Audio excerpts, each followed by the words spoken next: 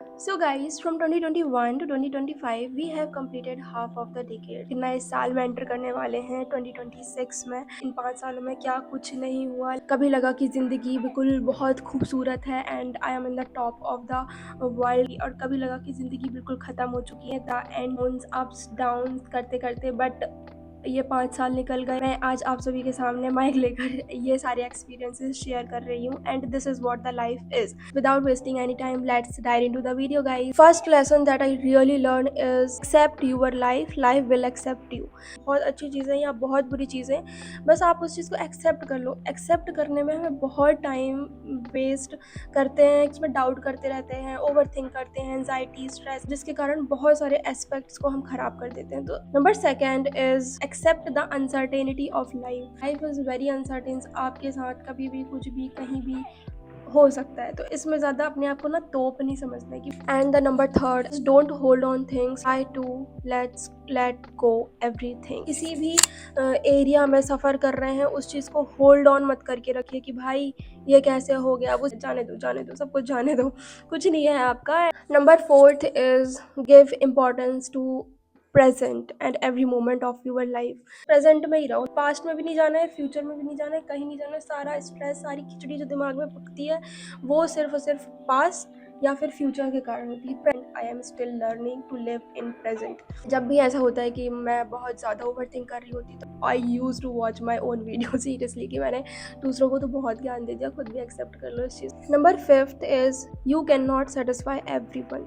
अगर मैं ऐसा काम करूंगी तो मेरे बारे में लोग अच्छा सोचेंगे, नहीं, कुछ नहीं सोचने वाले भाई। You can not satisfy them with your work, with your efforts, with wasting your time to those people. Sixth and the most important thing is never overshare to everyone. Like मेरी बहुत ये गंदी आदत थी कि मैं किसी के भी सामने अपना दुखड़ा रोने लग जाती थी कि मेरे साथ तो ऐसा हो रहा है, मेरी ज़िंदगी ऐसी हो रही है, मेरा ऐसा हो रहा है, मेरा वैसा हो रहा है। किसी के सामने अपना पूरा दुखड़ा रो दिए, but in the end what, zero. That person is going to ignore you, that person is going to leave you, that person is going to hurt you, because वो आपके बारे में सब कुछ जानते हैं। They don't want to be with you, okay, because I don't know why, but ऐसा होता है। Number seventh, that knowing our own attitude towards the situations of life और towards the problems of life.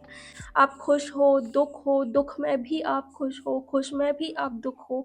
इसमें मैंने यही observe कि सिर्फ हमारा ही मेंटल एबिलिटी मैटर करती है कि आप किस तरीके से सोच पाते हैं। सिचुएशन आ रही है लाइफ में, तो उस खुद की प्रोस्पेक्टिव समझूं कि मेरा माइंड क्या सोच रहा है, मैं क्या सोच रही हूँ, और एक्चुअली में क्या होना चाहिए।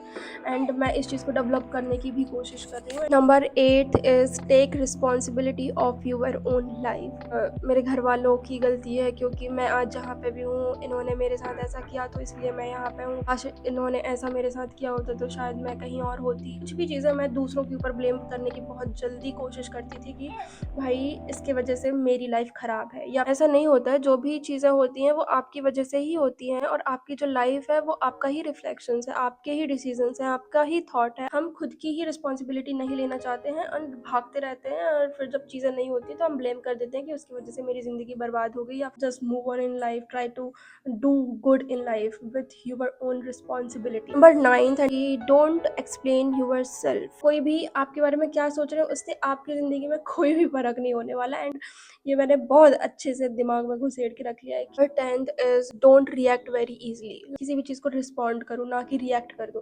प्रोसेस करो, कोई भी चीज़ हो रही है उस चीज़ को प्रोसेस करो और फिर बाहर निकालो।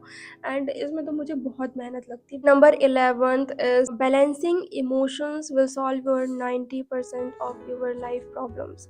हम जो ह्यूमन बींग्स होते हैं, हमारे पूरे इमोशंस भर भर के पड़े होते हैं, कभी इतने दुखी, कभी इतने खुश, कभी बहुत दुखी। I am trying to control my emotions. इस चीज़ पर भी मैं वर्क कर रही हूँ। And number 12th is find the right purpose of your life. ये तो सबसे ज़्यादा इंपॉर्टेंट है। अभी क्यों ज़िंदगी जीना है, क्यों आगे बढ़ना है, क्यों खुश होना है, क्यों जिंदा हो, क्यों करना, क्या करना है। 80 साल जी रहे हो तो उसका राइट पर्पस क्या है? आप किस एक आइडियोलॉजी के साथ जीना चाहते हैं, किसके लिए अपनी लाइफ डेडिकेट करना चाहते हैं, और जो कि आपको मेंटल पीस दे, आप इन सारी सिचुएशन से ईजिली ओवरकम कर पाएँ, आगे बढ़ पाएँ। वो तभी पॉसिबल है जब आपके पास राइट पर्पस होगा। But 13 is like stay untouched to everything. किसी भी चीज़ से बहुत कनेक्ट नहीं होना, डिटैचमेंट के साथ कोई भी काम करना है, डिटैचमेंट के साथ लाइफ जीना है।